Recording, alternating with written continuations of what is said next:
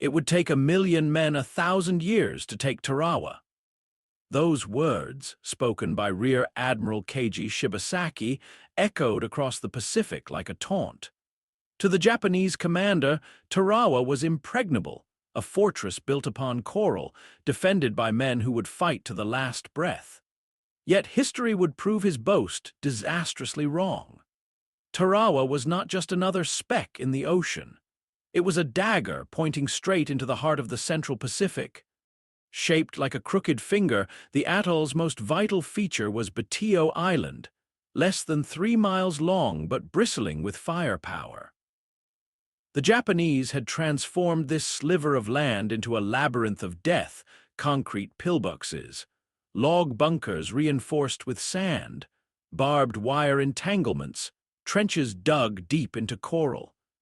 Heavy naval guns, salvaged from old cruisers, faced the lagoon. Mortars, machine guns, and anti-aircraft batteries were placed with ruthless precision.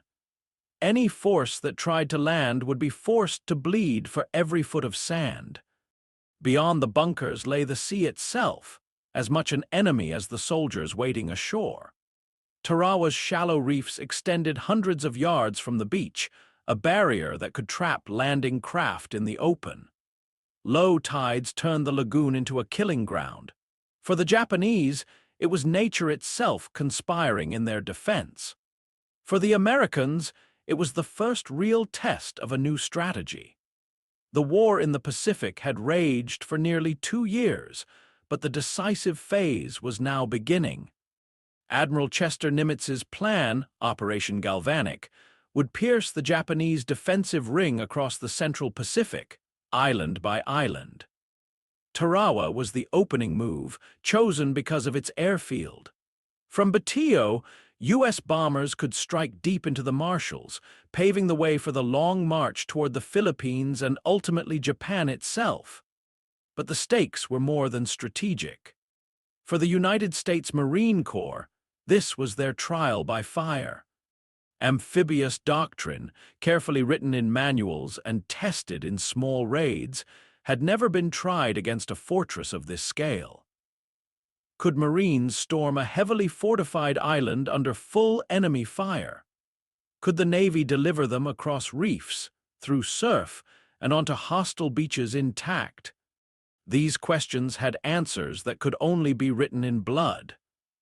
The Japanese believed the answer was simple: no. Shibasaki commanded over 4,500 seasoned defenders, men who had fortified Tarawa for nearly a year. They were supplied, entrenched, and sworn to die.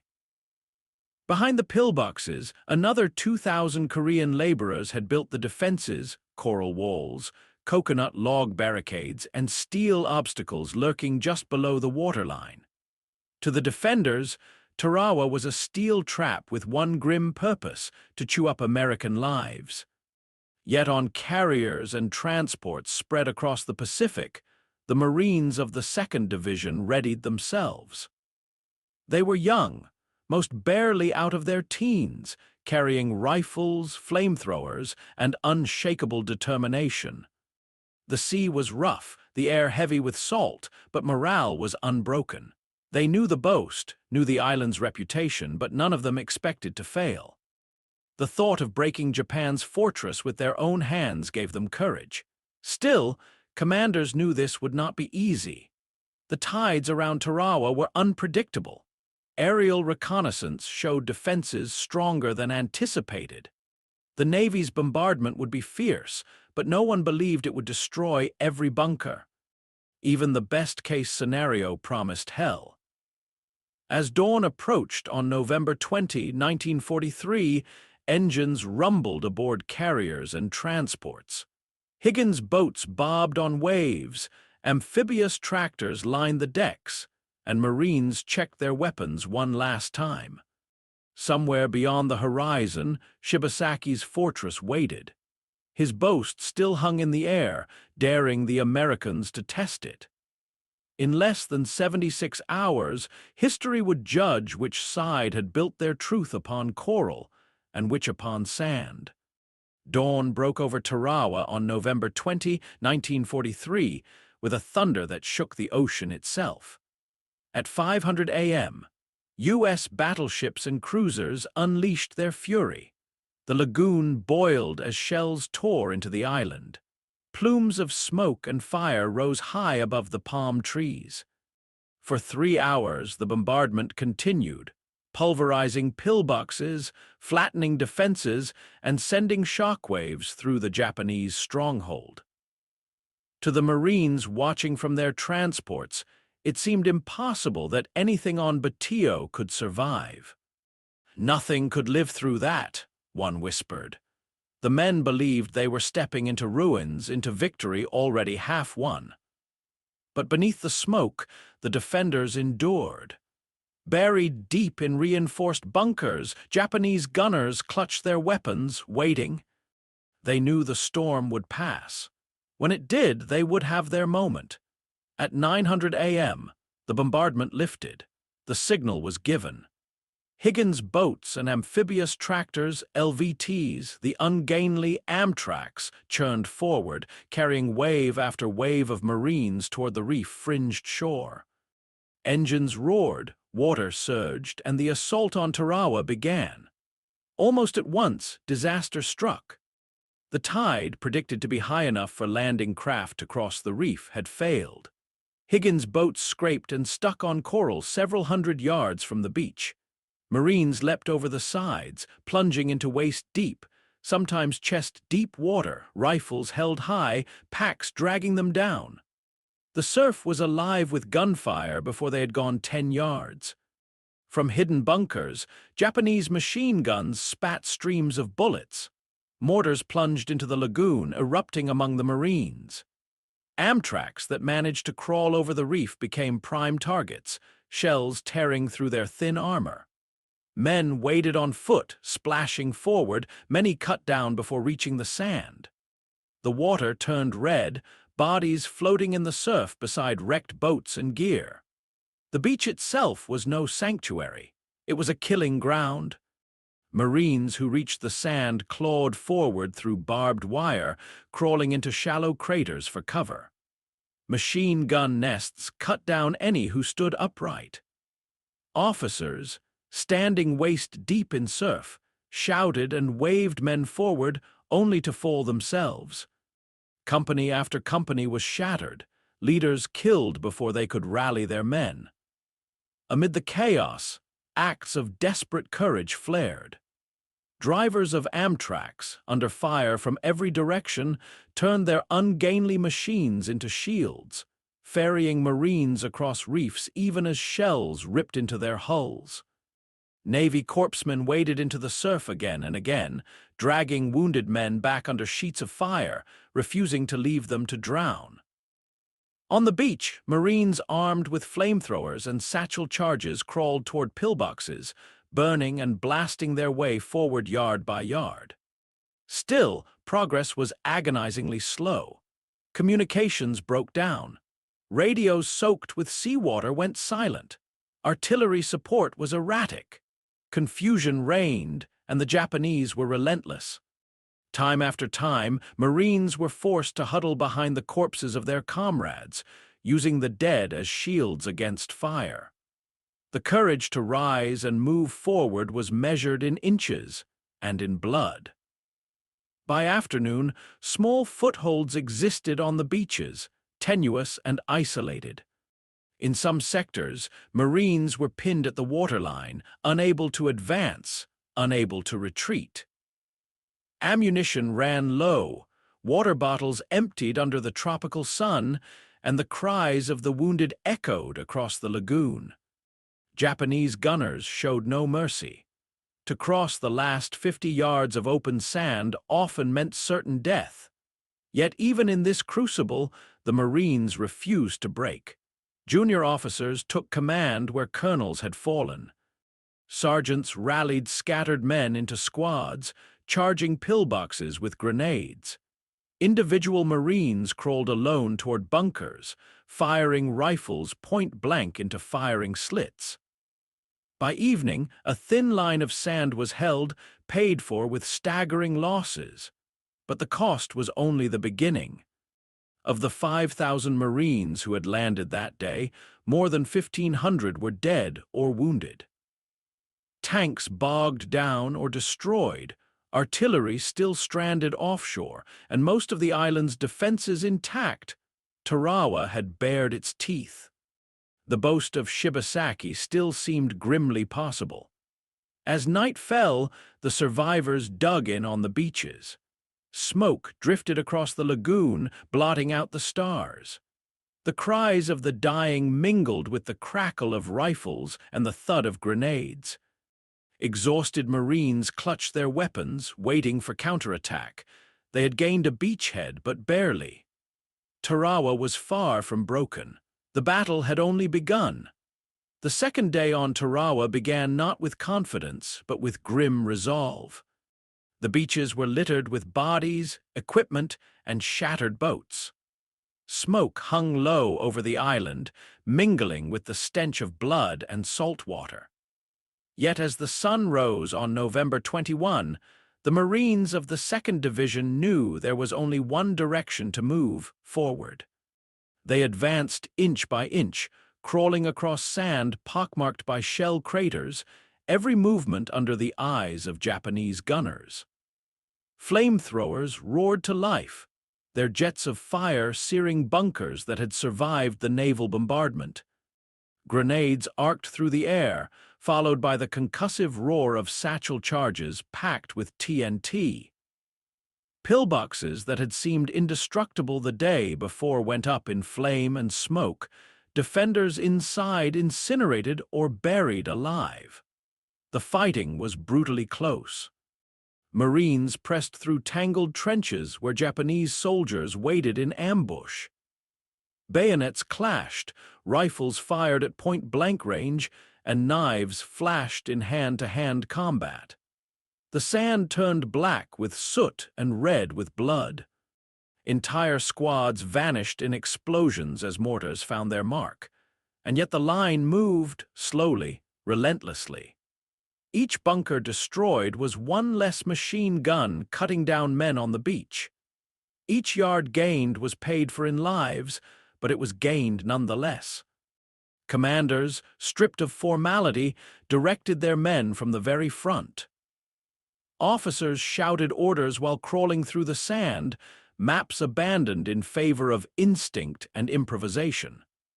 When senior leaders were cut down, and many were, sergeants and corporals stepped into command without hesitation. The battle was fought as much by the courage of the small unit leader as by the plans of generals offshore. By midday, the Americans achieved what had seemed impossible the day before. Tanks finally rumbled onto the island. Sherman tanks, ferried ashore at great risk, clanked across the reef and pushed through the surf. Their heavy guns barked, blasting pillboxes that even flamethrowers could not reach. Behind the armor, Marines advanced with renewed confidence, using the steel behemoths as moving shields. Tank infantry coordination, clumsy at first, began to show its worth. Together they cracked open strongpoints that had held firm for hours. Still, the Japanese refused to yield. Every trench, every bunker became a miniature battlefield. Snipers fired from hidden holes, mortars struck from unseen angles, and machine guns cut through advancing lines until silenced by fire and steel. Marines learned quickly that victory came only by methodical destruction.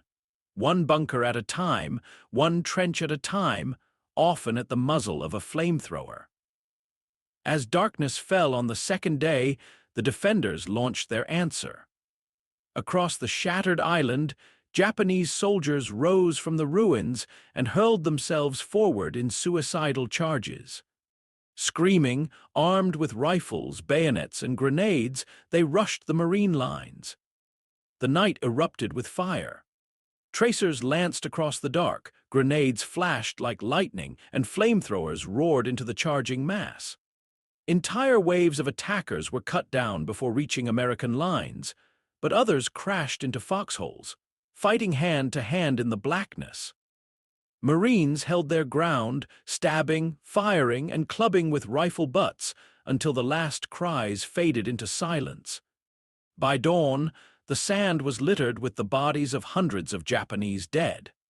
The defenders had sacrificed themselves in desperate fury, but their numbers were dwindling. The Marines, battered and bloodied, had endured. The lessons of Tarawa were written in these hours of struggle. Amphibious warfare was no longer theory. It demanded improvisation when tides betrayed predictions, demanded the courage to press forward when communications failed, demanded that infantry and armor fight as one. It taught that every island fortress would not fall to bombardment alone. Men with rifles and grenades had to root out defenders face to face. By nightfall of the second day, the Marines were exhausted beyond measure. Many had not eaten, few had slept, and all had seen horrors that would never leave them. Yet the Japanese defenses, once thought impregnable, were cracking. The boast that Tarawa could not fall in 100 years was already eroding under the weight of 3 days' sacrifice. Victory was not yet certain, but the tide of battle had shifted. The island fortress was bleeding out, and the Marines were not letting go. The morning of November 23, 1943, dawned over a battlefield that barely resembled an island. Batio was a graveyard of twisted bunkers, burned-out tanks, and shattered palm trees. Smoke still curled from craters gouged by bombs and shells. The Marines, gaunt from exhaustion, pushed forward for the final assault. What remained of the Japanese garrison fought with the same fanatical resolve they had shown from the beginning. Almost no one surrendered. Small groups of defenders holed up in ruined pillboxes and trenches, fighting until grenades silenced them or flamethrowers turned their hiding places into infernos. By mid-morning, resistance had collapsed into scattered pockets. Admiral Shibasaki, whose words had mocked the very possibility of American victory, had been killed the day before by naval shellfire. His body was never found. His boast that Tarawa could not be taken in 100 years now lay buried beneath 3 days of blood and fire. When the last shots faded, silence fell across Batio. Marines walked among the ruins in stunned disbelief. Nearly 6,000 Japanese soldiers and laborers were dead. Only a few dozen had been captured alive. The Americans had paid dearly, more than 1,000 Marines killed, over 2,000 wounded, and countless others scarred by what they had endured. The lagoon was still choked with wreckage, its waters stained with the memory of the landing. And yet the flag was raised. Over the rubble of Shibasaki's fortress, Marines planted the stars and stripes.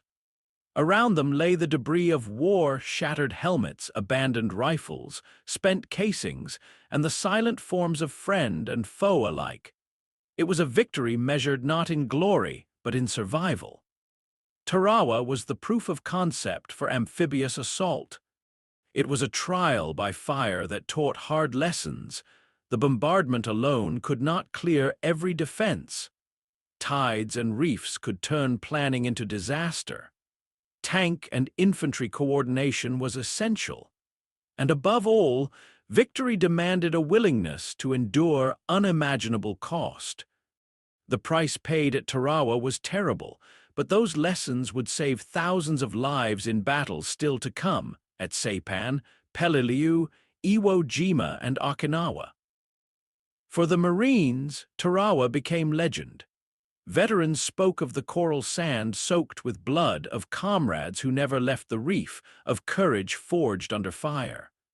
For the American public, the photographs and reports shocked the nation, revealing for the first time the true brutality of the Pacific War. Tarawa was not just a victory, it was a warning of the price yet to be paid before the Pacific would be won. The battle ended not in 100 years, but in 76 hours. 3 days that turned a boast into dust, 3 days that wrote the future of the Pacific War. Tarawa was measured not in years, but in hours, 76 of them paid for in blood and history.